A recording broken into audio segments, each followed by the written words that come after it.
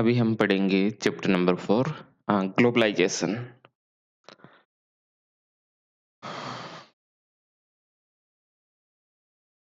ये टॉपिक थोड़ा और इंटरेस्टिंग है।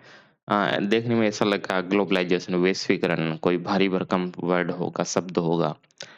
लेकिन ये क्या बहुत आसान है और चैप्टर से ये आसान है, इसमें अपने को कम पढ़ना है। थोड़ा-सा टाइम लग सकता है लेकिन बहुत अच्छे से हम इस चैप्टर को पढ़ेंगे, ग्लोबलाइजेशन वैश्वीकरण को।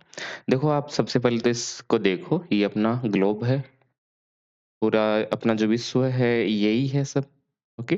कॉन्टिनेंट जितने भी हैं, महाद्वीप अपने हैं, सब इसी के अंतर्गत आपको देखने को मिलते हैं।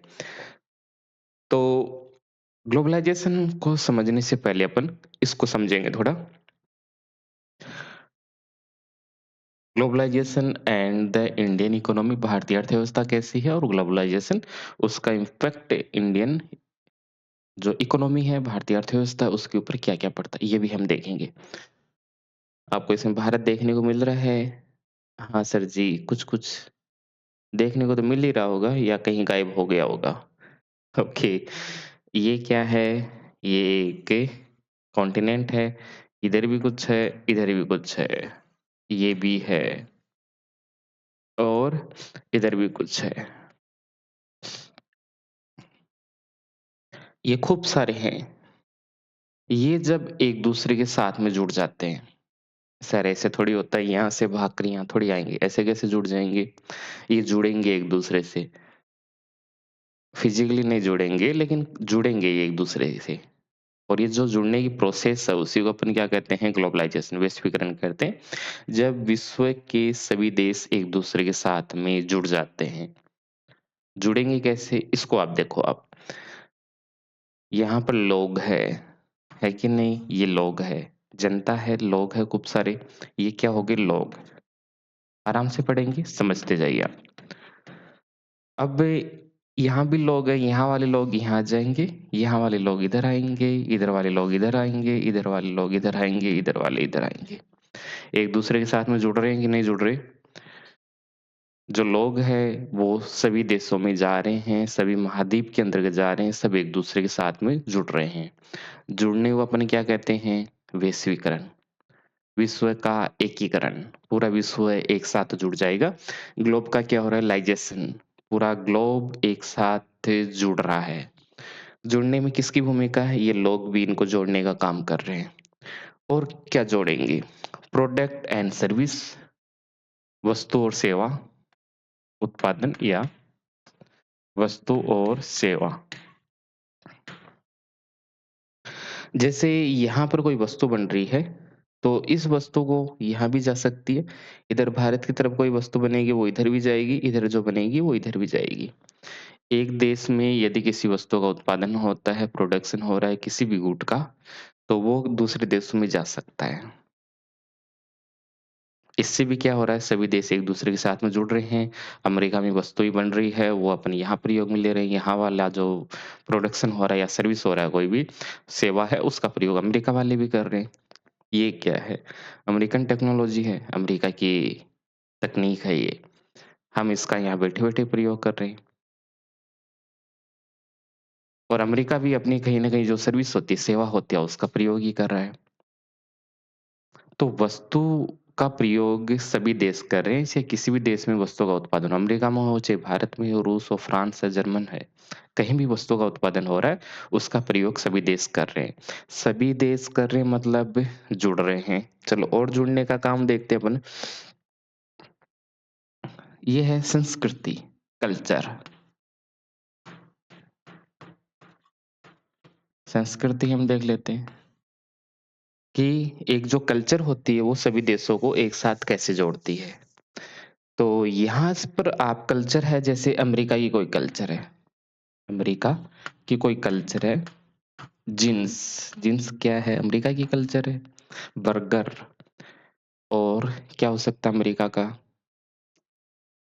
भाषा हो सकती है, खान-पान हो सकता है, कस्टम ट्रेडिशन वहाँ के हो सकते हैं।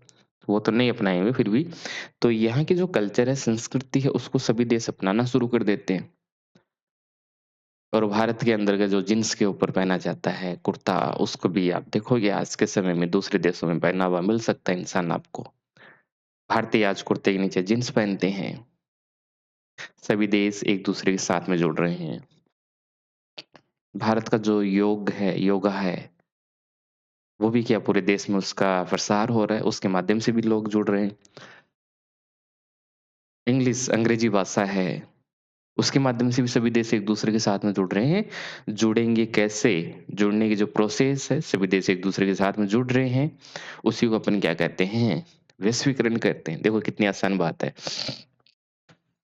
सूचनाएँ, इन्फॉर्मेशन अब आज के समय में हम किसी भी देश की सूचनाएँ हम प्राप्त कर सकते हैं। अमेरिका में क्या हो रहा है, हम बैठे-बैठे हम प्राप्त कर सकते हैं कि अमेरिका में ये हो रहा है। भारत में क्या हो रहा है, कोई भी देश से सूचना प्राप्त कर सकता है।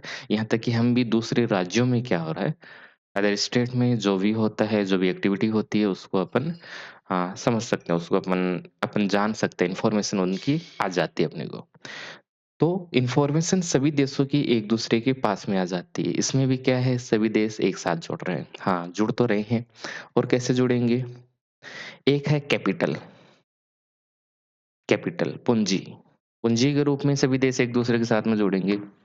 अरे व्यापार करेंगे, ट्रेड करेंगे, ट्रेड एंड कॉमर्स। तो ट्रेडिंग के माध्यम से भी सभी देश एक-दूसरे के साथ में जुड़ेंगे, व्यापार करने के लिए इधर जाएँगे, इधर जाएँगे, इधर जाएँगे। जैसे डॉलर है। Sorry, dollar. तो डॉलर के रूप में भी सभी देश एक-दूसरे के साथ में जुड़ रहे हैं। डॉलर सभी देशों में स्वीकार्य है, एक्सेप्टेबल है, सभी लोग इसको इसको स्वीकार करते हैं। तो डॉलर भी क्या है, जोड़ने का काम कर रही है।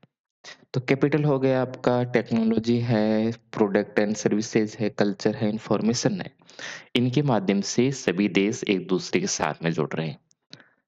ये तो हो गई अपनी बात कि ग्लोबलाइज़ेशन में होता क्या है, सभी देश एक-दूसरे के साथ में जुड़ते हैं। जब किसके माध्यम से? तकनीक के माध्यम से, लोगों के माध्यम से, पूँजी के माध्यम से, सूचनाएँ, संस्कृति और उत्पादन और सेवाओं के माध्यम से सभी देश एक-दूसरे में जुड़ जाते हैं। आप देखो कि वर्तमान में कि आप कहीं भी जाते हो, बाज़ार में जाते हो आप, खूब सारी वस्तुएँ आपको मिलेगी। आज से 10 साल, 20 साल, 30 साल पहले इतनी वस्तुएँ नहीं मिलती थी। 1990 से पहले तो इतने ऑप्शन ही नहीं होते थे। अब आप देखोगे, आप पेन लाने जाते हो, पेंसिल लाने जाते हो या कोई खिलौने लेने जाओ, आप किताबें भी देखो, अपनी बुक्स जो होती है, नोटबुक होती है, वो भी देखो कितनी रंग-बिरंगी मिलती है अभी। रंग-बिरंगे रबड़ मिलते हैं हमको, शार्पनर मिलते हैं, पेंसिल मिलती है रंग-बिरंगी आपको, जो चाहिए आप ले सकते हो। इतना सारा मार्केट आप देखोगे, रंग-बिरंगी चीज़ें फैली रहती है। तो ये सब क्या है? ये सब कहाँ से आया? दूसरे देशों से आया ये और अपना भी दूसरे देशों में जा ही रहा है सामान। तो सभी देश एक-दूसरे के साथ में जुड़ रहे हैं। इसी को अपन क्या कहते हैं? ग्लोबलाइज़ेशन। देखो आगे और पढ़ते हैं इसके बारे में। देखिए बहुत आसान चैप्टर है, इसको ध्यान से आप पढ़ते जाइए। ऐसा कुछ भी नहीं है जो आपको समझ में नहीं आएगा। जब दुनिया के देशों के बीच में सामान, सेवाओं, पूँजी, तकनीक और लोगों का आदान-प्रदान बढ़ता है तो उसको वैश्वीकरण कहते हैं। Okay? When the exchange of goods, services, capital, technology and people increase between countries, it is called globalisation. समझ गए ग्लोबलाइजेशन में क्या क्या होता है? सामान, गुड्स, सर्विसेज, कैपिटल, टेक्नोलॉजी और लोग एक दूसरे के साथ में जुड़ते हैं। हाँ, ये तो याद हो गई, परिभाषा याद हो जाएगी। ये वर्ड आपको ध्यान में रखना है कि इनके माध्यम से पूरा पूरा विश्व एक साथ जुड़ता है। आगे देखो इसमें, जब पूरी दुनिया एक आर्थिक बाजार बन जाता है तो इसको अपन क्या कहते हैं? वैश्वीकरण।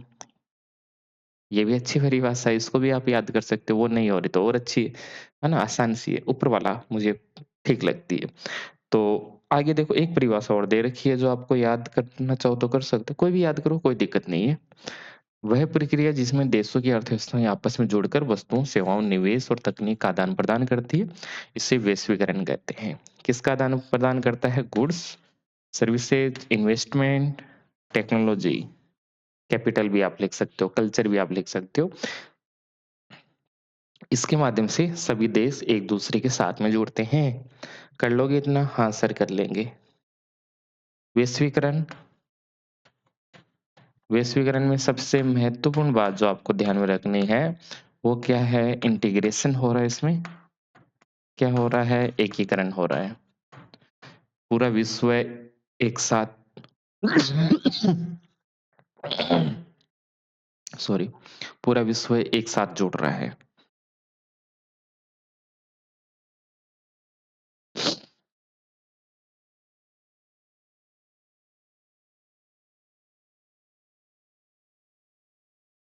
पूरा विश्व क्या हो रहा है? एक साथ जुड़ रहा है। तो जुड़ेगा कैसे? हाँ, जुड़ेंगे ये। कैसे जुड़ेंगे? अभी हमने पढ़ा तकनीक के माध्यम से। इंटरनेट है, ईमेल है, आपके यूट्यूब है, इन सब के माध्यम से पूरा विश्व एक साथ जुड़ रहा है। हाँ, जुड़ तो रहा है। कोई वस्तु हो गई, गुड्स एंड सर्विसेज, वस्तु, सेवा। एक क्या हो सकता है? भाषाएँ, जिसमें अपन संस्कृति बोल सकते हो आप, खान-पान, संस्कृति के माध्यम से जुड़ते हैं। एक क्या हो गई? पूँजी, पूँजी। हाँ, ये भी है। और भी हम ले सकते हैं, जैसे व्यापार करते हैं, है ना? ट्रेड करते हैं, फॉरेन ट्रेड हो गया, फॉरेन इन्वेस्टमेंट हो गया, निवेश करते हैं, अभी पढ़ेंगे इन सब के बारे में। तो इनके माध्यम से पूरा विश्व एक साथ जुड़ता है, इसी को अपन ग्लोबलाइज़ेशन कहते हैं। परिभाषा अच्छे से याद कर लेना। इनके माध्यम से पूरा विश्व एक साथ जुड़ रहा है। जुड़ने को ही अपन क्या कहते हैं? वैश्वीकरण कहते हैं। अब देखो, एक परिभाषा याद होगी, एक परिभाषा और याद कर लेते हैं, डेफिनिशन सेकंड है, वो है इंटरनेशनल प्रोडक्शन। शब्द क्या है? भारी भरकम है। और परिभाषा क्या है? आसान सी डेफिनेशन इनकी, कुछ है ही नहीं इसमें। देखो कि पहले उत्पादन हर देश अपने अंदर करता था, लेकिन अब कई बड़ी कंपनियां अपना कारोबार दूसरे देशों में भी फैलाने लगे हैं। इसी को क्या कहते हैं? अंतर्राष्ट्रीय उत्पादन, यानी जब किसी कंपनी के उत्पाद कई देशों में बनाए जाते हैं और बेचे जाते हैं। फिर से देखो, इंटरनेशनल प्रोडक्शन, अंतर्राष्ट्रीय उत्पादन क्या होता है? अंतर्राष्ट्रीय उत्पादन, उत्पादन आप समझते हो, किसी वस्तु का प्रोडक्शन किया जा रहा है या सेवा भी हो रहा है कुछ। तो मान लेते हैं अपने को एक क्या बनानी है? सर, अपने को एक गाड़ी बनाएँगे हम। क्या बनाएँगे? एक बड़ी-सी शानदार कार। ओके, सर हम कार बनाएँगे। भारत में गाड़ियाँ ये सब खूब सारी कंपनियाँ, टाटा भी उसमें से, मान लेते हैं टाटा कंपनी, टाटा कंपनी। इसको क्या बनानी है? गाड़ी बनानी है।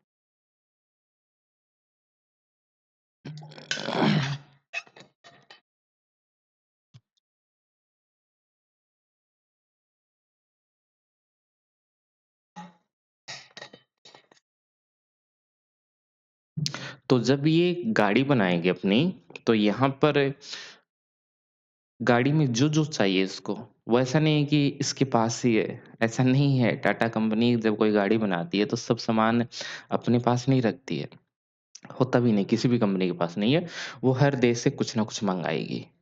जैसे इसने यहाँ से कार का कोई पार्ट मँगवा लिया, इस यहाँ से कुछ मँगवा लिया, यहाँ से कुछ मँगा लिया, यहाँ से कुछ मँगा लिया, यहाँ से कुछ मँगवा लिया। सभी देश एक साथ जुड़ रहे हैं कि नहीं जुड़ रहे? आज के समय में एक जो कंपनी होती है, वो किसी एक देश में नहीं होती है और ना ही अपने से किसी बेहतरीन वस्तु का निर्माण करती है। केवल अपने से नहीं कर सकती, उसको हेल्प चाहिए, कई सारे देशों से हेल्प चाहिए। पहले क्या करते थे, एक कंपनी है वो खुद में लगी रहती, अपने देश में ही किसी वस्तु का प्रोडक्शन करती, क्योंकि दूसरे देशों के साथ में व्यापार करने की अनुमति नहीं होती थी, किसी दूसरे देशों में जा नहीं सकते। तो पहले की जो वस्तुएँ आप देखोगे उनकी क्वालिटी अच्छी नहीं होती थी। आज के समय वस्तुओं की क्वालिटी बेहतरीन होती है। उसका जो प्राइस है, मूल्य है वो भी काफ़ी कम हो गया। अरे पे वस्तुएँ सस्ती होती है, पहले के ज़माने से अब। क्यों हो गई? तकनीक बेहतर है, टेक्नोलॉजी बेहतर है, उनकी क्वालिटी गुणवत्ता बहुत बेहतरीन है। तो इसके अंतर्गत जब भी किसी गाड़ी का निर्माण किया जाता है या कोई प्रोडक्शन किया जाता है, वो सभी देशों से हेल्प लेते हैं। कुछ ना कुछ पार्ट्स मँगवा रहे हैं, कहीं से इंजन मँगा रहे हैं, कोई लाइट मँगवा रहे हैं। और और कहीं उसका बॉडी मँगवा रहे हैं, उसके कलर करने का जो होता है, पेंट ये सब कहीं से मँगवा रहे हैं। और भी कई सारे पार्ट्स गाड़ी में होते हैं, वो सभी देशों से मँगवा रहे हैं। तो किसी भी गुड्स को बना रहे हैं, वस्तु को बना रहे हैं या कुछ प्रोडक्शन कर रहे हैं, उसमें किसी एक देश नहीं कर रहा है, सभी देश मिलकर किसी एक वस्तु का निर्माण कर रहे हैं। जैसे आईफ़ोन होता है ना? एप्पल कंपनी आईफ़ोन, इनका जो मोबाइल है क्या सोचते हो अमेरिका वाले बनाते हैं? नहीं, अमेरिका में क्या होता है रिसर्च होता है इसके ऊपर केवल, कि कैसे उसकी डिज़ाइन बेहतर हम कर सकते हैं, क्या इनमें नए फीचर हम दे सकते हैं। बाकी पूरा काम चीन इधर-उधर होता है, सब जगह होता है, मँगवाते हैं ये तो खुद यहाँ से, कहीं कुछ बन रहा है, कहीं कुछ बन रहा है। फिर एक एक जगह उसको असेंबल कर दिया जाता है मोबाइल को, गाड़ी को भी ऐसे असेंबल होता है। हम भी आपके जो नोट्स असेंबल ही कर रहे हैं और क्या करें, खुद से थोड़ी तैयार कर रहे हैं। कहीं इधर से लिया, थोड़ा इधर से लिया, अपनी भाषा उसमें जोड़ के एक साथ कर दिया। वैसे ही गाड़ियाँ बनती है, गाड़ियाँ कैसे बनाएँगे?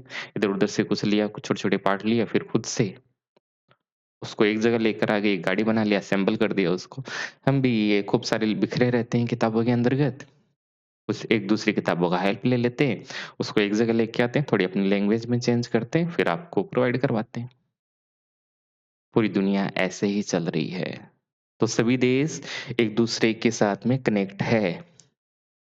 ओके? पहले उत्पादन क्या होता था, किसी देश के अंतर्गत होता था, लेकिन अब कई बड़ी कंपनियाँ अपना कारोबार दूसरे देशों में फैलाने लगी है। इसी को कहते हैं अंतर्राष्ट्रीय उत्पादन, यानी जब किसी कंपनी के उत्पाद कई देशों में बनाए जाए और सेल किया जाए। Produced and sold in multiple countries. बहुत सारे देशों में जब किसी गुड्स को बनाया जाता है या कुछ प्रोडक्शन किया जाता है, उसका सेलिंग किया जाता है। बनाया जाएगा भी कई देशों की मदद से और बेचा जाएगा भी कई सारे देशों में बेचा जाएगा। जैसे कार बनाई जा रही है, एप्पल का मोबाइल बनाया जा रहा है, आईफ़ोन जिसको अपन कहते हैं, क्या वो केवल अमेरिका वाले यूज़ थोड़ी लेंगे? पूरा विश्व उसको यूज़ में लेगा, सभी देशों में उसको बेचा जाएगा।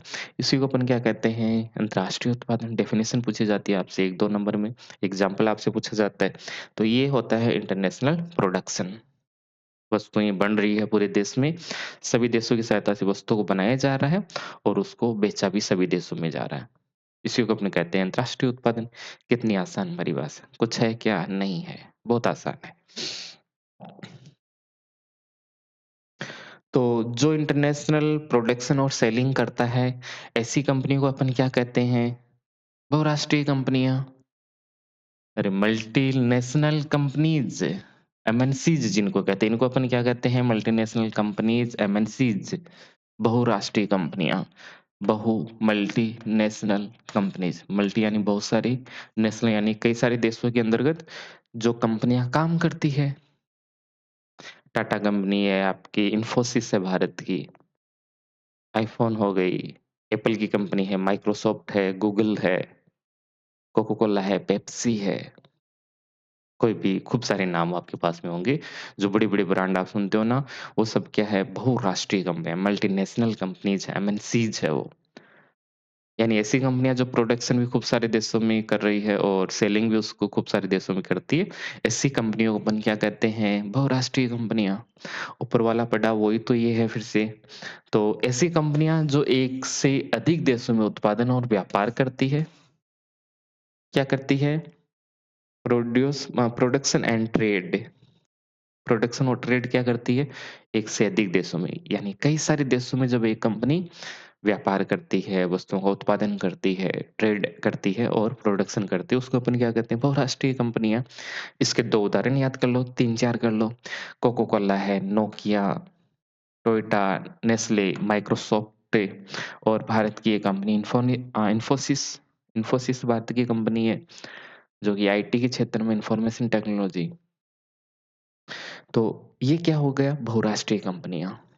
ऐसी कंपनियाँ जो कई देशों में काम कर रही है, व्यापार कर रही है, उत्पादन कर रही है, उसको अपन क्या कहेंगे? बहुराष्ट्रीय कंपनियाँ। कितनी बड़ी-बड़ी कंपनियाँ हैं Microsoft, Coca Cola, Toyota, Nestle ये सब। माइक्रोसॉफ्ट भी हो ही गया इसमें। अडानी समूह भी आजकल मल्टीनेशनल कंपनीज़ है। ओके? और टाटा की कंपनी भी किसमें आएगी?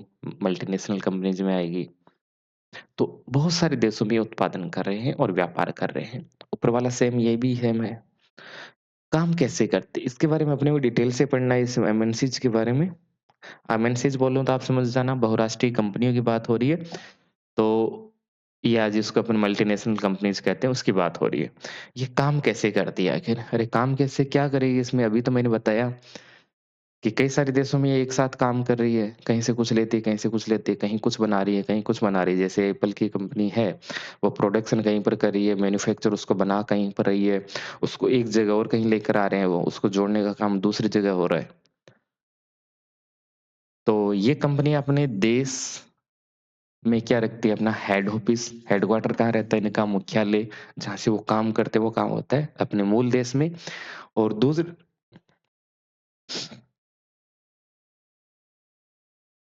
दूसरे देशों में ये क्या बनाते हैं अपनी ब्रांच बनाते हैं और वहां पर उत्पादन करते हैं। तो these companies keep their head office in their home country and they set up branches in other countries for production। उत्पादन के लिए दूसरे देशों में वो लोग क्या करेंगे अपनी ब्रांच लगा देंगे। अपने देश में क्या रखेंगे मैन ऑफिस मैन जो काम होगा अपने देश में रखेंगे और उसके बाद में दूसरे देशों में वो अपनी ब्रांच खोल देंगे। उस देश में ये हो गया, उस देश में ये करेंगे, उस देश में ये करेंगे। आपने एजेंसी देखी होगी, खूब सारी एजेंसियां होती है, हर शहर में होती है। अरे आप आस-पास देखोगे टीवीएस की है, होंडा की है, गाड़ियाँ की, महिंद्रा की इनकी एजेंसी मिलती है कि नहीं है? शोरूम मिलते हैं आपको। जैसे पीटर इंग्लैंड के आपको शोरूम मिल जाएँगे, लेवाइस के आपको शोरूम मिल जाएँगे, एडिडास है, रिबॉक है। ये क्या सब क्या है? मल्टीनेशनल कंपनीज़ है ये भी। इनके शोरूम आप देखोगे कहीं न कहीं देखे हुए मिल जाएँगे। ओहो! ये रही है ये। तो ये बहुराष्ट्रीय कंपनियाँ हैं जो कई सारे देशों में काम करती है। मेन ऑफिस, मेन हेडक्वार्टर कहाँ खोलेंगे? अपने देश में और फिर दूसरे देशों में ब्रांच खोलते रहते हैं, सामान्य-सी बात है। दूसरे देशों में ये जाते क्यों हैं? सर पैसे कमाने के लिए जाते हैं और क्यों जाएँगे? वहाँ पर लेबर सस्ता होता है, रॉ मटेरियल उनको मिल जाता है, कुछ टैक्स में उनको छूट मिलती है, तो फिर वो इन प्रोडक्ट जो करता है उसको पूरे देश में सेल कर देता है and they sell the produced goods across the world. पूरे देश में उस वस्तु को सेल कर देता है। किस देश में जाएगा?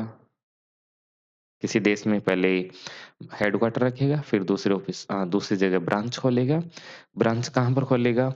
जहाँ पर उसको लेबर थोड़ा सस्ता मिल जाए, उनको रॉ मटेरियल मिल जाए, कच्चा माल मिल जाए उस वस्तु को बनाने से संबंधित और उनको थोड़ा टैक्स में सरकार उनका समर्थन करे। गवर्नमेंट की जो पॉलिसीज़ होती है, उनका समर्थन करे। ऐसा नहीं कि गवर्नमेंट वो अपना इंडस्ट्री वहाँ पर लगाई, अपनी ब्रांच खोली और दूसरे दिन उसको भगा दिया, ऐसे नहीं होता है। गवर्नमेंट उनका समर्थन करे तो उस देश में वो कंपनियाँ जाती है। इस बात को और अभी हम पढ़ेंगे। उदाहरण दे रखा है आपको कि नोकिया का मोबाइल भारत में असेंबल होता है, कोका कोला भारत में बॉटलिंग प्लांट लगाती है लेकिन ब्रांड विदेशी है। यही तो होता है। किसी देश में कुछ कर रहे हैं, किसी देश में कुछ कर रहे हैं। थोड़ा-थोड़ा काम हर देश में लोग करते रहते हैं।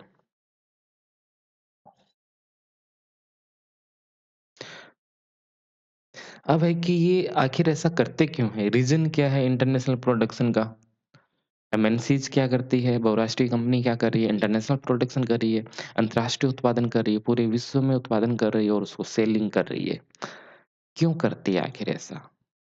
और वो किस देश में अपनी इकाइयाँ खोलेगी, अपनी ब्रांच खोलेगी, ये आपको ध्यान में रखना है कि कोई भी एमएनसी जब वो किस देश में प्रोडक्शन करती है, किस देश में अपनी ब्रांच खोलती है, क्वेश्चन नहीं लिखा हुआ, फिर से देख सकते हो, यहाँ पे लिख भी सकते हो कि एमएनसीज़ है, एमएनसीज़ जब किसी देश में अपनी ब्रांच खोलती है, तो उसके लिए क्या क्राइटेरिया होता है, वो क्या बातें कौन-कौन सी बातें वो ध्यान में रखता है? किसी देश में अपनी ब्रांच खोलने से पहले वो क्या देखता है? तो वो क्या देखेगा कि वहाँ पर मज़दूर जो मिलने चाहिए वो कैसे होना चाहिए? सस्ते, चीप लेबर होना चाहिए। कहाँ मिलेंगे चीप लेबर? या तो भारत में मिलेंगे या कहाँ मिलेंगे आपको? चीन में मिलेंगे, चीप लेबर मिल जाएँगे आपको, सस्ते मज़दूर भरे पड़े रॉ मटेरियल्स उनको मिलना चाहिए, सस्ता कच्चा माल उसको मिल जाए। कर क्या मिल जाए? कम और सरकार उनको क्या दे? छूट देते खूब सारी, टैक्स में उनको छूट दे दें, उनको कुछ ज़मीन उपलब्ध करवा दें। अच्छी-अच्छी नीतियाँ, पॉलिसीज़ उनके लिए बनाएँ। यदि कोई सरकार ऐसा करती है तो उस देश में वो क्या करेगी, अपनी ब्रांच खोल देगी। ट्रांसपोर्ट की सुविधा वहाँ पर होनी चाहिए और कम्युनिकेशन फैसिलिटीज़ होनी चाहिए। ऐसे नहीं है वो कहीं भी किसी पहाड़ी के ऊपर जाके या किसी जंगल में जाके अपनी ब्रांच खोलेगी, अपनी इकाई खोलेगी, नहीं। और राष्ट्रीय बड़ी कंपनी ऐसे किसी देश में नहीं आती है। वो इन 3-4 चीज़ों को ध्यान में रखती है कि वहाँ पर श्रम तो सस्ता है ना, लेबर चीप है कि नहीं। दूसरा वो देखता है कि गवर्नमेंट पॉलिसीज़ ऐसी तो नहीं है कि वो हम वहाँ पर जाएँ और दूसरे दिन अपने को वहाँ से भगा दें। गवर्नमेंट टैक्स तो ज़्यादा नहीं ले रही है। ऐसा नहीं कि वहाँ पर प्रोडक्शन हमने किया, किसी वस्तु का उत्पादन किया और वो बोलेगी हम इसके ऊपर डबल चार्ज हम ले रहे हैं। ऐसा भी नहीं होना चाहिए।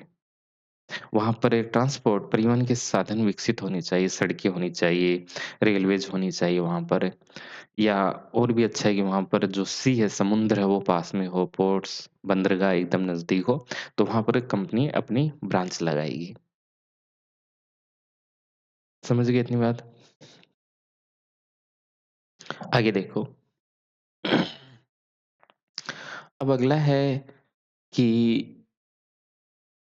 जो पूरा विश्व है, वो एक साथ कैसे जुड़ता है? इंटीग्रेशन और ऑफ प्रोडक्शन, कि प्रोडक्शन के माध्यम से पूरा विश्व एक साथ कैसे जुड़ रहा है? अभी हमने पढ़ा वही चीज़ रिपीट हो रही है कि पूरा विश्व एक साथ कैसे जुड़ रहा है। अभी तो हमने पढ़ा था और अपने को यहाँ क्या पढ़ना है? किसके माध्यम से? प्रोडक्शन, उत्पादन के माध्यम से पूरा विश्व एक साथ कैसे जुड़ रहा है? इस पॉइंट को देखना है, उत्पादन के माध्यम से पूरा विश्व एक साथ कैसे जुड़ रहा है? तो उत्पादन की जो प्रोसेस है वो अब कैसी हो गई है? ग्लोबल लेवल की हो गई है, विश्व स्तर पर संगठित है अब। पहले उत्पादन क्या होता था? केवल एक देश में होता था, अब बड़ी कंपनियाँ हैं, एमएनसीज़ अपने उत्पादकों का निर्माण कई देशों में करवाती है। और एक वस्तु के अलग-अलग हिस्से विभिन्न देशों में बनते हैं, फिर इन्हें जोड़कर अंतिम उत्पाद बनाया जाता है। ये देखो, different parts of one product like a mobile और a car are made in different countries, then they are assembled together to form the final product. किसी देश में कुछ बना रहे हैं, किसी देश में कुछ बना रहे हैं, सबको एक साथ जोड़ने का काम कर रहे हैं और जोड़ने का काम कर रहे हैं, सभी देश एक साथ जुड़ रहे हैं। प्रोडक्शन के माध्यम से सभी देश एक साथ कैसे जुड़ते हैं, याद रहेगा?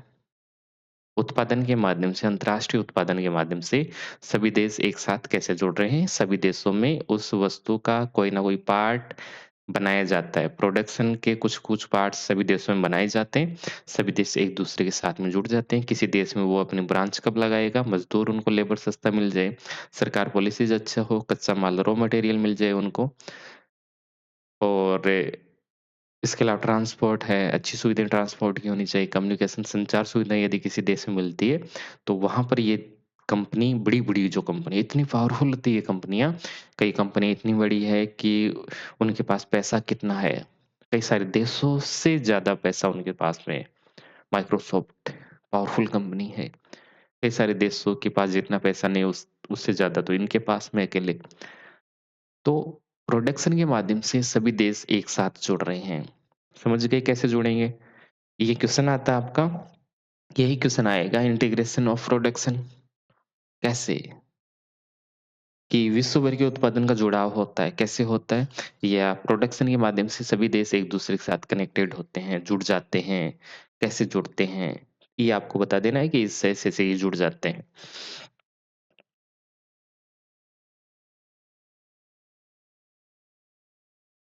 ये कोई ज़्यादा ज़रूरी नहीं है कि इंटरनेशनल प्रोडक्शन हुआ क्यों? तो परिवहन के साधन बढ़े, संचार के साधन तेज़ और सस्ते होने के कारण कंपनियाँ लागत घटाने के लिए सस्ती जगह चुनती है और उन्हें वैश्विक बाज़ार तक पहुँच बनाना आसान हो गया है। तो व्हाई डिड दिस हैपन? ऐसा क्यों हुआ? इंटरनेशनल प्रोडक्शन क्यों होता है? कैसे? कंपनियाँ क्यों करती है? अरे! किसी भी देश में वो अपना प्रोडक्शन इकाइयाँ, ब्रांच क्यों लगाती है? क्यों लगाती है? पहले तो नहीं लगाती, आज ही क्यों लगाती है? क्योंकि आज क्या हो गया ट्रांसपोर्ट के साधन बहुत सारे विकसित हो गए। सामान बनाया और वहाँ से ले भी जा सकते हैं, किसी दूसरे देश में भेजा जा सकता है आसानी से। ट्रांसपोर्ट के माध्यम से जहाज में जो पानी वाली जहाज है उसमें सामान ला दो, भेज दो कहीं भी। सड़क के माध्यम से कहीं भी आप ले जा सकते हो। पहले ऐसा नहीं था इतना। Have become fast and cheap और कंपनियाँ लागत घटाने के लिए सस्ती जगह चुनती है। लागत यानी किसी वस्तु को बनाने का खर्चा कितना आता है? जैसे ये पेन है, यदि इसको बनाने का खर्चा कितना आएगा? कंपनियाँ क्या चाहती है? कम से कम खर्चे में अपना प्रोडक्ट, उत्पाद बन जाए। जैसे ले एप्पल कंपनी है, वो क्या चाहेगी? मेरा मोबाइल तो सस्ते से बन जाए, 20-30 हज़ार रुपए में मेरा मोबाइल बन जाए। ये तो चाहती है वो। लागत, बनाने का मूल्य, यानी बनाने के लिए उसको कितना खर्चा लगता है, किसी वस्तु को बनाने के लिए कितना खर्चा लगता है, वास्तविक में उसको अपन क्या कहते हैं? लागत कहते हैं। तो रिड्यूस करना चाहता है ये प्रोडक्शन कॉस्ट, किसी वस्तु का जो प्रोडक्शन कॉस्ट है, उत्पाद मूल्य है, उसको कम करना चाहता है। और वो क्या चाहता है कि हम जो वस्तु बना रहे हैं, वो पूरे विश्व में फैल जाए, वो भी ये भी चाहता है। ओके, ऊपर वाला महत्वपूर्ण, ये भी थोड़ा देख लीजिए। एमएनसीज़ की स्ट्रेटेजी क्या होती है अब? सभी एक-दूसरे के साथ में जुड़े हुए हैं, ऐसा कुछ नहीं है जो आपको समझ में नहीं आएगा। क्या करती है कंपनी, स्ट्रेटेजी क्या होती है? क्या रहा? उनकी रणनीति क्या होती है? तो एमएनसीज़ प्रोडक्शन कहाँ पर करती है? जहाँ पर लागत कम आए और लाभ अधिकतम मिले। जैसे भारत में सस्ती मज़दूर मिल जाते हैं, कच्चा माल होने से विदेशी कंपनियाँ फैक्ट्रियाँ खोलती हैं। इससे भारत में उत्पादन और रोजगार दोनों बढ़ते हैं, लेकिन स्थानीय कंपनियों पर प्रतिस्पर्धा का दबाव भी बढ़ जाता है। ये बात अच्छी बात है कि विदेशी कंपनियाँ किस देश में जाएगी जहाँ पर उनको मज़दूर सस्ते मिल जाएँ, सरकारी कंपनियाँ अच्छी हो। लेकिन दिक्कत ये होती है कि विदेशी कंपनियाँ जब अपने भारत में आती है, जैसे कोका कोला कंपनी आई थी, उससे पहले भारत में कुछ प्रोडक्ट थे, जो कि कोल्ड ड्रिंक्स बनाते थे, तो उनकी क्वालिटी कम होती थी। उनका विज्ञापन भी ठीक नहीं होता, इनके पास टेक्नोलॉजी भी नहीं थी। तो कोका कोला, पेप्सी जैसी कंपनियाँ भारत में आई, तो भारत के जो लोकल प्रोडक्ट थे, जो कोल्ड ड्रिंक बनाते थे, ठंडा पेयजल बनाते थे, वो सब क्या हो गई? खत्म हो गई।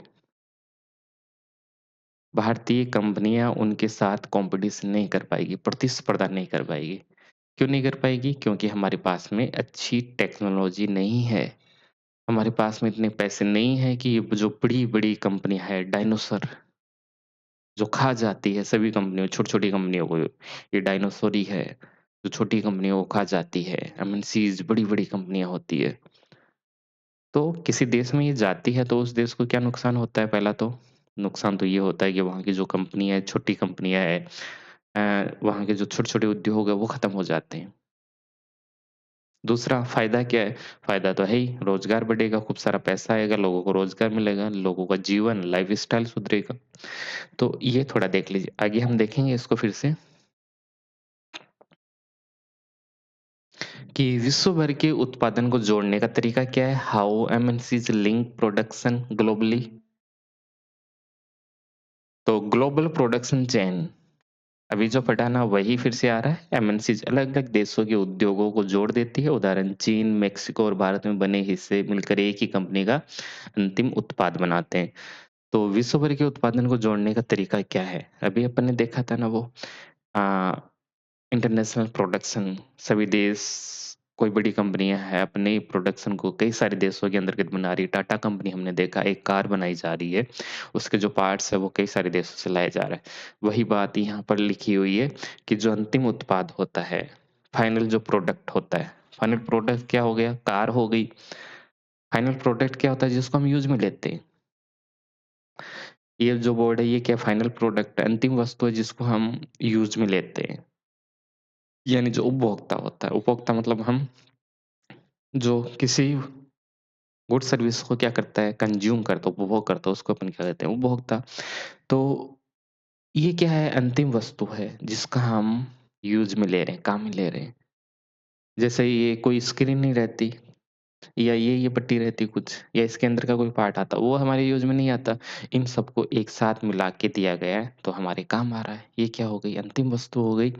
तो ये देख लीजिए कि एमएनसीज़ अलग-अलग देशों के उद्योगों को जोड़ देती है। उदाहरण चीन, मेक्सिको और भारत में बने हिस्से मिलकर एक कंपनी का अंतिम उत्पाद बनाते हैं।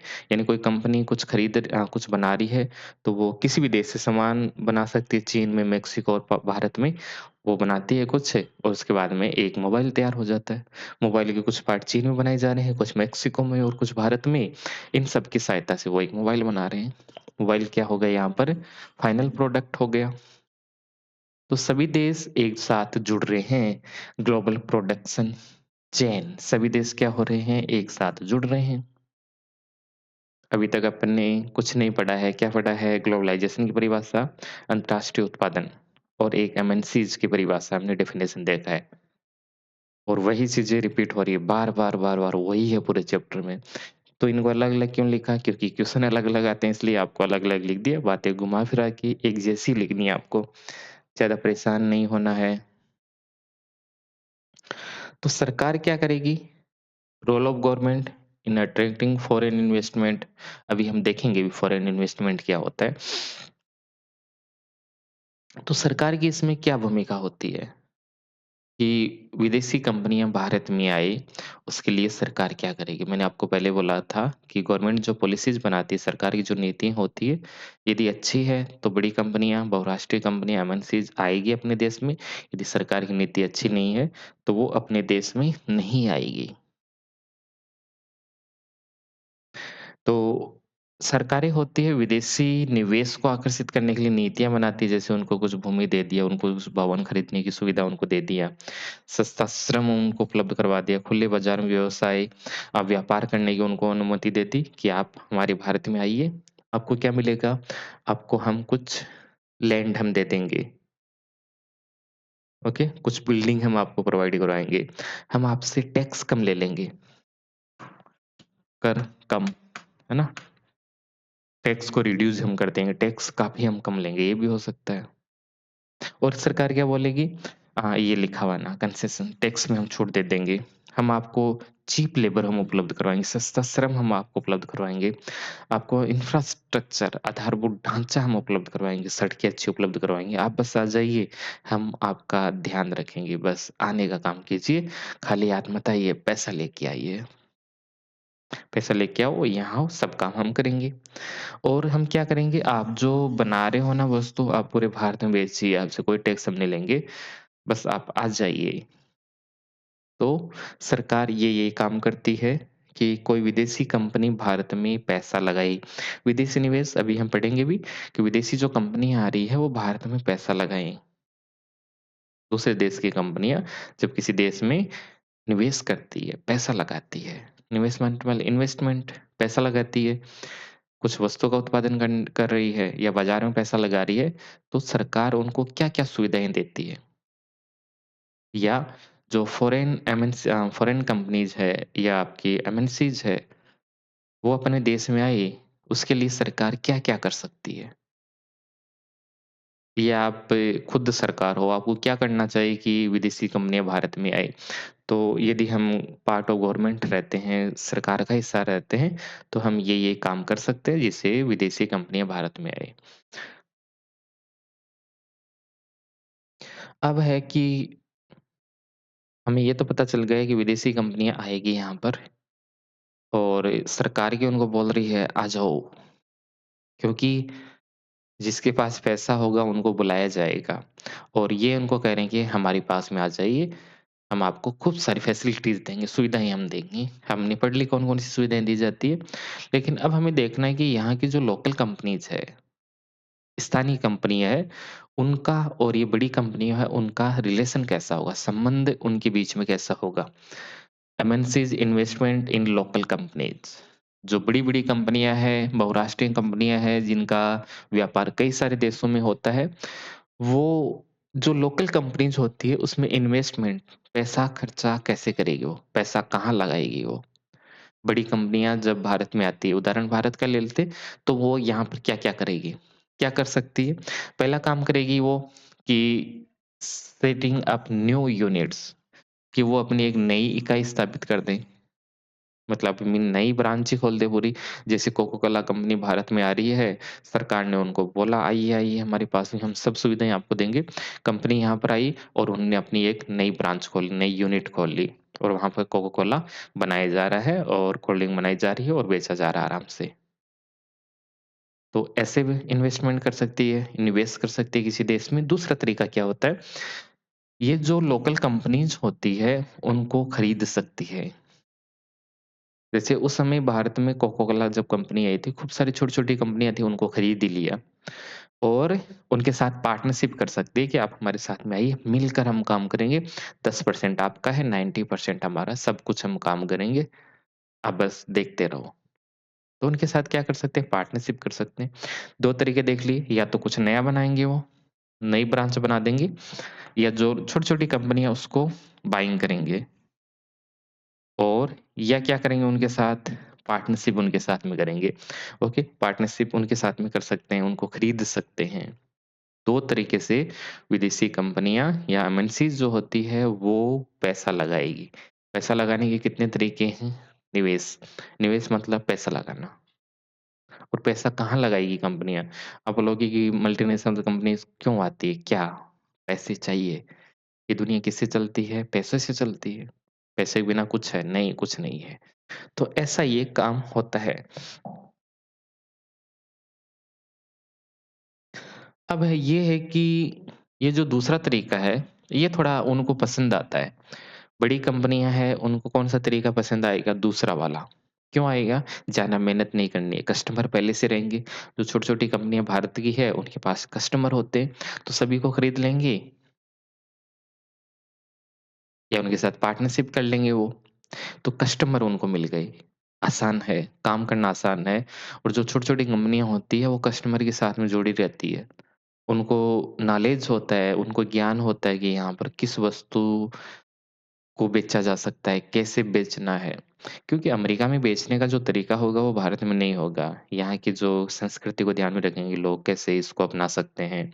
लोगों के धर्म के साथ में उस प्रोडक्ट को जोड़ेंगी कि यदि आप इस धर्म को अपनाते हैं तो ये हमारा प्रोडक्ट आप लीजिए। धर्म का सहारा लेंगे, जाति है, यहाँ के जो संस्कृति है, कल्चर है, कैसे भी करके वो वस्तु को बेचेंगे। धर्म का सहारा किसमें लेंगे? वस्तु को बेचने के अंतर्गत लेंगे। उनको वस्तु को बेचना है कैसे भी करके। और ये सब अच्छी बात कौन जानती है? लोकल कंपनी जानती है कि इस देश में वस्तु को कैसे बेचा जाए।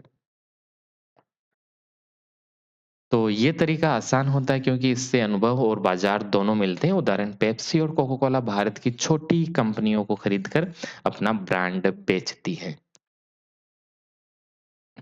समझ गए? मल्टीनेशनल कंपनीज़ कैसे इन्वेस्टमेंट करेगी, 2 तरीके से करेगी। एक तो या तो कंपनी खरीद लेगी या उनके साथ पार्टनरशिप करेगी, पहला। दूसरा क्या हो जाएगी, अपनी नई यूनिट लगा देगी। अपनी नई इकाई लगा देगी, अपनी ब्रांच यहाँ पर खोल देंगे वो लोग।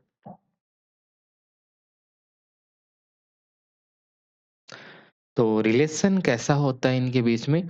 जो बड़ी कंपनियाँ हैं और स्थानीय कंपनी का मतलब समझ गए होंगे। अपने देश की जो कंपनी है उसको अपन क्या कहेंगे? स्थानीय कंपनियाँ।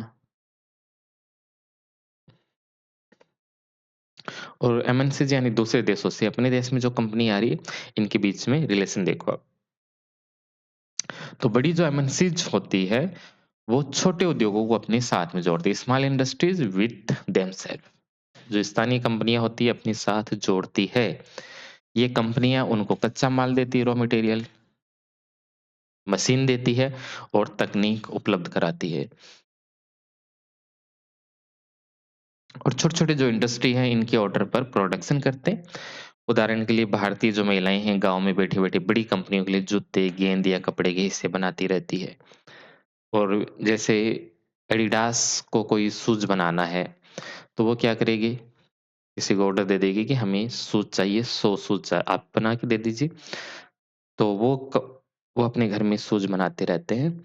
उसके बाद में बड़ी कंपनी आएगी, उनसे शूज़ खरीदेगी और अपना लोगो लगा देगी एडिडास, अमेरिका के द्वारा निर्मित, made in America, made in German, okay, made in Netherland, Korea, South Korea. तो ये अपना लेबल लगा देगी। तो बड़ी कंपनियाँ एमएनसीज़ अक्सर छोटे-छोटे उद्योगों को अपने साथ में जोड़ेगी। वो कंपनियों को क्या देंगे? रॉ मटेरियल उपलब्ध करवा देंगे, मशीन उपलब्ध करवा देंगे और उनके साथ टेक्नोलॉजी, सब कुछ हम दे रहे हैं। आप बस उसको बना दीजिए। फिर हम आपको पैसा देंगे, बदले में आप हमें वस्तु दीजिए, हम अपना लेबल वहाँ लगाएँगे, लोगो लगाएँगे, एडिडास का है हम लगाएँगे, रिबॉक का हम लगाएँगे। आगे देखियो, इससे स्थानीय उत्पादन भी वैश्विक बाज़ार से जुड़ गया। इससे क्या हुआ, जो लोकल प्रोडक्शन था वो कनेक्टेड हो गया ग्लोबल मार्केट से। Local production become connected to the global market. कैसे? कैसे? अरे ऐसे ही तो, देखो कैसे ये काम कर रहे हैं, अपने घर के अंतर्गत बैठ के, अपने गाँव के अंतर्गत किसी वस्तु का निर्माण किया, फिर एक बड़ी-सी कंपनी आई, उस वस्तु के ऊपर अपना लोगो बना दिया और पूरे विश्व में उसको सेल किया जा रहा है, बेचा जा रहा है, व्यापार किया जा रहा है। तो किसी एक गाँव में बनी वस्तु जब पूरे विश्व में बेचना शुरू हो जाती है, उसी को अपन क्या कहते हैं, इसके अपन क्या कहते हैं, ग्लोबल मार्केट हो गया किसका? स्थानीय प्रोडक्शन का। जो लोकल प्रोडक्शन है उनका ग्लोबल मार्केट हो गया, वो पूरे विश्व में अब बेची जा रही है। एक देश में वस्तु का निर्माण हुआ, वहाँ पर कंपनी ने लोगो लगाया और वो पूरे विश्व में बेचना बिकना शुरू हो गई। इसी को क्या कहते हैं, स्थानीय उत्पादन भी अब वैश्विक बाज़ार से जुड़ गए हैं।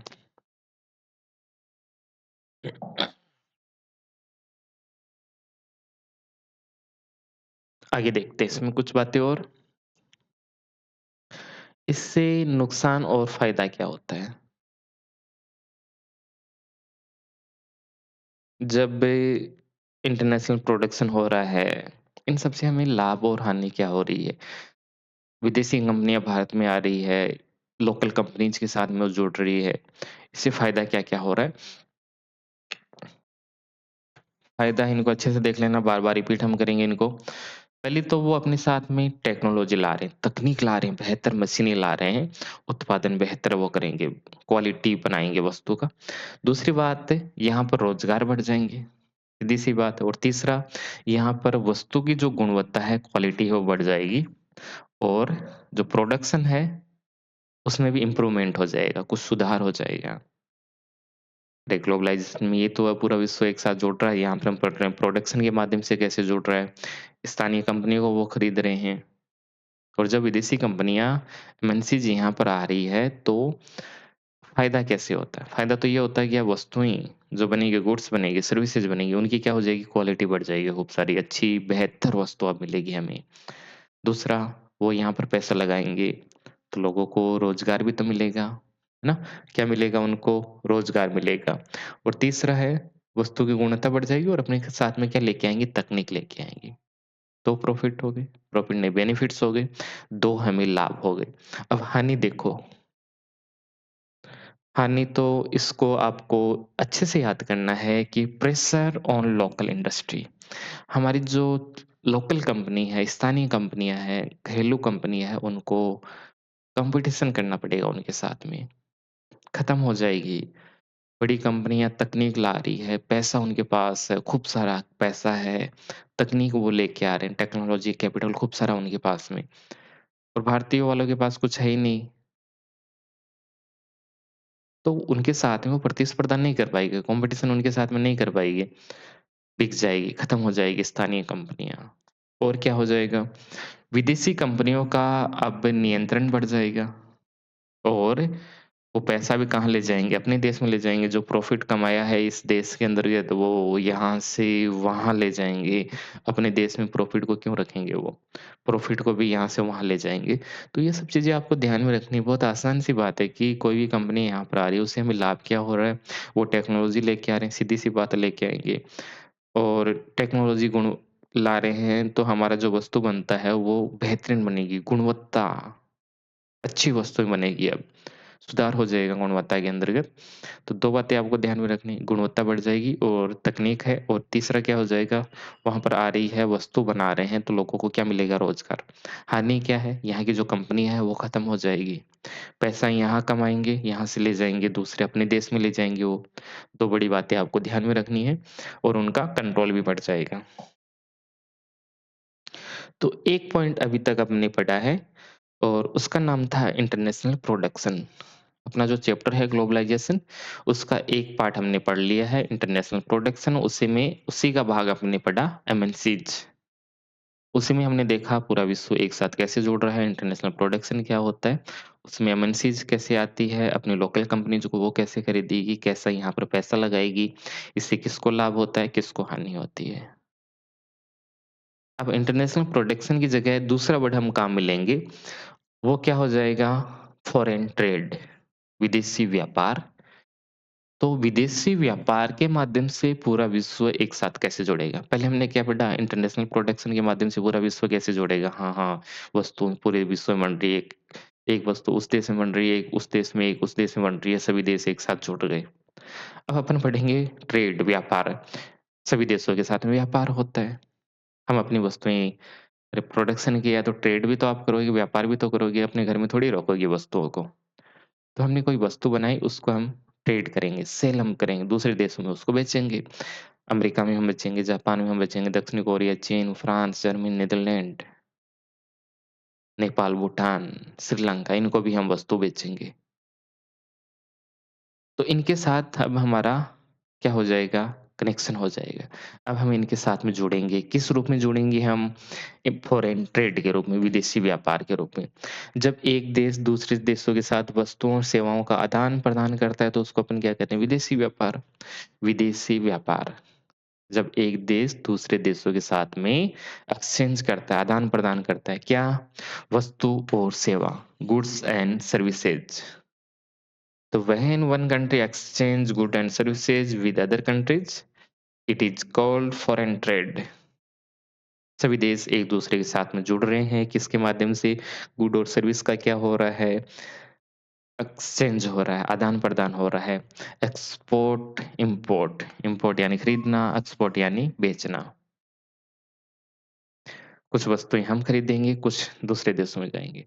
जैसे अमेरिका में कुछ बना, उसको हम खरीद रहे हैं, ये क्या हो जाएगा? आयात करना, इम्पोर्ट करना। जब यहाँ पर किसी वस्तु का निर्माण हमने किया और उसको हम दूसरे देश में बेच रहे हैं, उसको अपन क्या बोलेंगे? निर्यात करना, एक्सपोर्ट करना।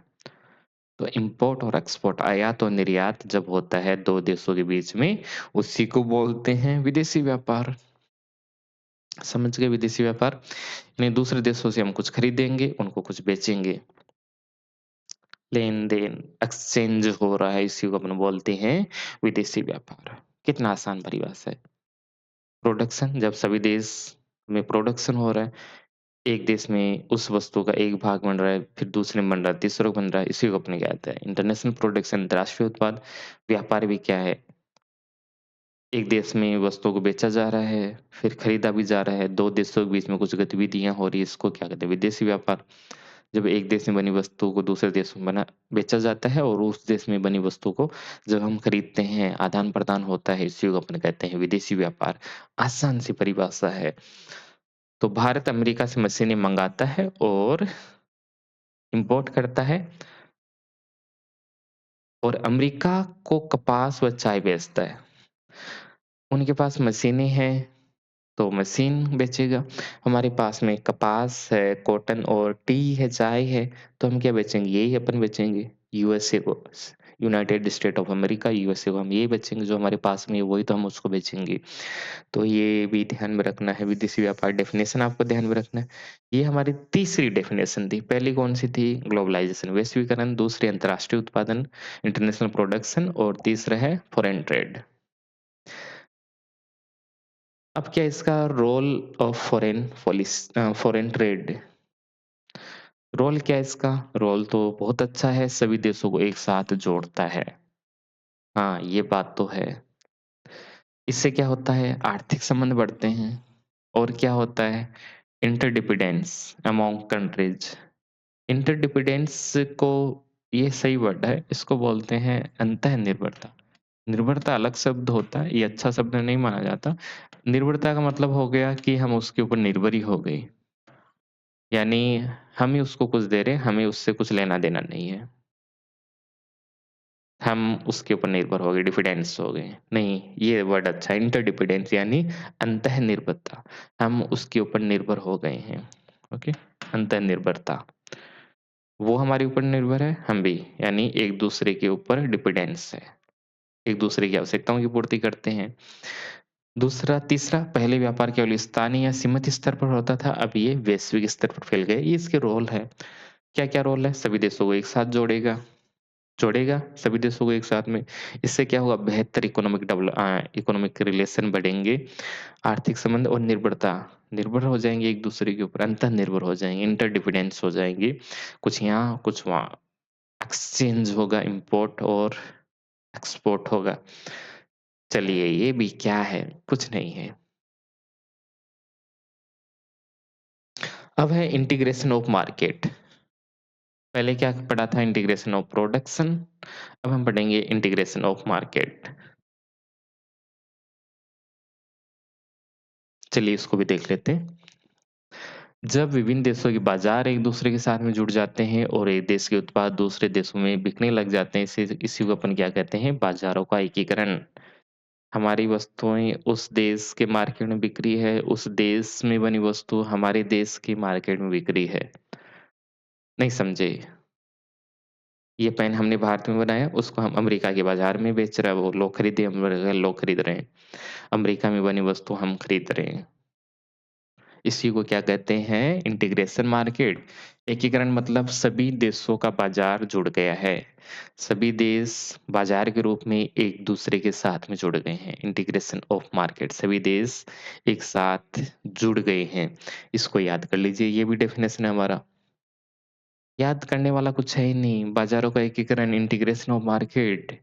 सभी देश बाज़ारों के रूप में एक-दूसरे के साथ में जुड़ते हैं। यहाँ की वस्तु जो बनी है उस बाज़ार में बेची जाती है और उस देश में जो बनी जो वस्तु हो वो अपने देश में बेची जाती है।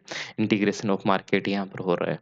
जैसे भारत में अब विदेशी गाड़ियाँ, मोबाइल, कपड़े, जूते, खिलौने आसानी से मिलते हैं और भारत में जो कपड़े, दवाइयाँ और मसाले हैं वो विदेश में बिकते हैं।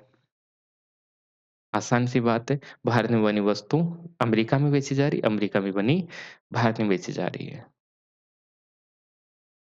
तो ये है आपको ध्यान में रखना एग्ज़ाम्पल। अब इससे लाभ क्या होता है कि यहाँ की वस्तु वहाँ बेची जा रही है, वहाँ की वस्तु यहाँ पर बेची जा रही है। अरे लाभ क्या होगा? लाभ तो होगा। अब हमारे पास में ऑप्शन बढ़ जाएँगे, विकल्प कि ये खरीदें, वो खरीदें, खूब सारे आपके पास। जैसे आप पेन खरीदने जाओगे तो खूब सारे पेन आपके पास में रहेंगे। ऑप्शन बढ़ गए। दूसरा क्वालिटी अच्छी होगी, गुणवत्ता बहुत अच्छी होगी अब वस्तु की, गुणवत्ता बढ़ जाएगी, क्वालिटी बढ़ जाएगी। देखो वस्तुओं की विविधता, लोगों को कई देशों की चीज़ें मिलती है, वैरायटी ऑफ गुड्स हो जाएगा और क्या हो जाएगा, इनकी जो क्वालिटी है, वो बेहतर हो जाएगी अब, बेहतरीन वस्तुएँ आपको मिलेगी। आपको पता है 10 साल पहले और आज के समय में वस्तुओं में कितना अंतर आ गया, बेहतरीन वस्तु मिल रही है, उनकी कीमत लगातार कम होती जा रही है। कीमतें क्या हो जाएगी, कम हो जाएगी। कम पैसों में अच्छी चीज़ अपने को मिलेगी और क्या आ जाएगा, तकनीक आ जाएगा, बेहतर तकनीक है और इससे क्या होगा, एक्सपोर्ट बढ़ जाएगा। भारत में जो बनी वस्तुएँ हैं, वो दूसरे देशों में जाएगी। क्यों जाएगी? हम बेचेंगे उनको, क्यों बेचेंगे? तो पैसे मिलेंगे और क्यों बेचेंगे क्या? तो निर्यात बढ़ता है, तकनीक बढ़ती है, कीमतें उससे कम हो जाती है, गुणवत्ता बढ़ जाती है, ऑप्शन हमारे पास में आ जाते हैं। बहुत आसान सी बात है, विदेशी कंपनियाँ जब यहाँ पर किसी वस्तु को बेच रही है या दूसरे देश से यहाँ पर कोई वस्तु आ रही है, तो उस और यहाँ से कोई दूसरी वस्तु किसी देश में जा रही है, तो इससे फ़ायदा क्या हो रहा है? बाज़ार जब एक-दूसरे के साथ में जुड़ रहे हैं, इंटीग्रेशन ऑफ मार्केट हो रहा है, तो उससे क्या-क्या लाभ होते हैं? ये 4-5 लाभ आपने देख लिए कि जब वस्तु यहाँ पर आएगी, यहाँ से वहाँ जाएगी, तो वस्तु बेहतर मिलेगी अपने को। ऑप्शन रहेंगे हमारे पास में, बेहतर गुणवत्ता की वस्तु मिलेगी अपने को। उनका जो मूल्य है, वो भी कम रहेगा, रेट कम रहेगा। जैसे पहले टीवी आते थे, 20-20 हज़ार रुपए में टीवी आते थे। क्वालिटी अच्छी थी? नहीं थी। अब वही टीवी वही कैसे? उनसे बेहतर 50 गुना बेहतर टीवी 10,000 रुपए में मिल जाते हैं। पहले 20,000 रुपए में मोबाइल आते थे। क्या क्वालिटी देती थी? 20,000 रुपए उसमें 20 साल पहले की बात थी, 10 साल पहले की हम बात करें। क्वालिटी अच्छी होती थी? नहीं, कुछ था ही नहीं फंक्शन। उससे बेहतर मोबाइल, 100 गुना बेहतर मोबाइल आजकल 10,000 में मिल जाते हैं। तो वस्तुओं की कीमत गिरी है, क्वालिटी बढ़ी है, ऑप्शन हमारे पास में आ गए। अब खूब सारे मोबाइल है, पहले गिनती के मोबाइल हुआ करते थे। नोकिया है, मोटोरोला ये कुछ मोबाइल थे। अब बहुत बेहतर हमारे पास में ऑप्शन आ गए हैं, है ना? तो इनको भी आप देख लेना। हाँ, सर हम देख लेंगे सब। अब है कि इससे प्रॉब्लम क्या होगा कि बाज़ार एक-दूसरे के साथ में जुड़ रहा है, फ़ायदा हो रहा है तो फ़ायदे के साथ में नुकसान तो वो लेके आता है। नुकसान जो अभी अपने पड़े वही नुकसान है कि जो हमारी लोकल कंपनीज़ है, जो लोकल इंडस्ट्री है, उनको नुकसान हो जाएगा, वो कोलैप्स कर जाएगी, डिक्लाइन खत्म हो जाएगी वो। क्योंकि विदेशी कंपनियाँ सस्ती वस्तुएँ बेचकर स्थानीय उद्योगों को नुकसान पहुँचाती है। विदेशी कंपनियाँ यहाँ पर आएगी, जैसे चीन की खूब सारी वस्तुएँ यहाँ पर आती है, तो उनके पास तकनीक है, बहुत बड़ा प्रोडक्शन करते हैं। हज़ारों की, लाखों की संख्या में वस्तुओं को बना रहे हैं, तो कॉस्ट कम आ जाएगी, वस्तु को बनाने की लागत कम आ जाएगी। उनके पास तकनीक है, पैसा है खूब सारा और वो वस्तुएँ यहाँ पर आएगी और यहाँ की जो वस्तुएँ बहुत महँगी है पहले से, तो उनको खरीदेंगे लोग, अपने वाले को थोड़ी खरीदेंगे। तो हमारी जो स्थानीय कंपनियाँ हैं, वो वस्तुओं का उत्पादन कर रही थी, अब वो नहीं कर पाएगी ठीक से क्योंकि अब तो वो खत्म ही हो रही है, कोई खरीद ही नहीं रहा, सामान अपने देश में बना हुआ खरीद नहीं रहे हैं क्योंकि दूसरे देश से जो सामान आ रहा है, वो सस्ता हो रहा है। तो हमारे जो लोकल इंडस्ट्रीज़ हैं, वो खत्म हो जाएँगे। रोज़गार में अस्थिरता आ जाएगी, स्थानीय उत्पादक कमाई खो देते हैं, ओके? जो इनस्टेबिलिटी आ जाएगी एम्प्लॉयमेंट के अंतर्गत, फिक्स तो होता नहीं है जॉब इसमें। कॉन्ट्रैक्ट देंगे अपने को कि अपने को 6 महीने के अंदर आपसे इतना दिन हमें काम करना है या आप हमें 200 यूनिट्स बना दीजिए, 200 कुछ बना के दे दीजिए हमें, 200 वस्तुएँ हमें बना के दे दीजिए। इस वस्तु का 200 आप बना दीजिए हमें। तो रोज़गार फिक्स नहीं है। कब पता लोग रोज़गार चला जाए, ये भी भरोसा नहीं। विदेशी निर्भरता हमें बढ़ जाएगी, बाहरी देशों पर हमारे निर्भर हो जाएगी। जैसे क मोबाइल अच्छे मोबाइल है, दूसरे देशों से ही आ रहे हैं, चाइना से खूब सारे मोबाइल आपके आ ही रहे हैं। तो हम खुद से कुछ रिसर्च नहीं कर पाएँगे। ये पता है हमें जो चाहिए हम वहाँ से ले लेंगे। जैसे बड़े हथियार आपको चाहिए, पता है रूस है, फ्रांस है, इज़राइल ये सब अपने को दे देंगे, खुद से क्यों बनाएँ हम? इतना मेहनत हम खुद से नहीं करेंगे। तो भारत में रिसर्च इन सब के ऊपर ज़्यादा खर्च पैसा खर्च नहीं होगा क्योंकि पता है खरीद लेंगे कहीं न कहीं से। तो हमारी डिपेंडेंसी बढ़ जाएगी, हम खुद से कुछ करना ही नहीं चाहेंगे। समस्या क्या होगी जब कभी युद्ध की स्थिति हो जाएगी तो वो देश मना कर देगा कि नहीं हम आपको ये सब नहीं दे रहे हैं। हम पूरा सैटेलाइट है वो भी अपना ले जाएँगे, हम आपको कोई मैप की सुविधा नहीं दे रहे हैं, गूगल मैप ये सब हम सुविधा नहीं देंगे। अमेरिका बोल दिया तो बोल दिया क्या करोगे आप? समस्या हो जाएगी आपको। तो इससे क्या होता है डिपेंडेंसी बढ़ जाती है, हम उस देश के ऊपर पूरी तरह निर्भर हो जाते हैं कि टेक्नोलॉज़ी हम वहाँ से ले लेंगे, कोई समस्या नहीं है। तो विदेशी निर्भरता बाहरी देशों पर निर्भरता बढ़ जाएगी। इंडस्ट्री को नुकसान है, रोज़गार में कमी है। कम से कम क्या याद करना है, ये पॉइंट याद कर लेना और ये पॉइंट बहुत अच्छे से पॉइंट अच्छे हैं कि हम उनके ऊपर निर्भर हो जाएँगे। दूसरे देश हमारे ऊपर निर्भर हो जाएँगे, पूरी तरह निर्भर हो जाएँगे। हम अपने से कुछ करेंगे नहीं, उस वस्तु का प्रोडक्शन हम नहीं करेंगे, पता है अपन वहाँ से खरीद सकते हैं। तो ये इससे नुकसान होता है।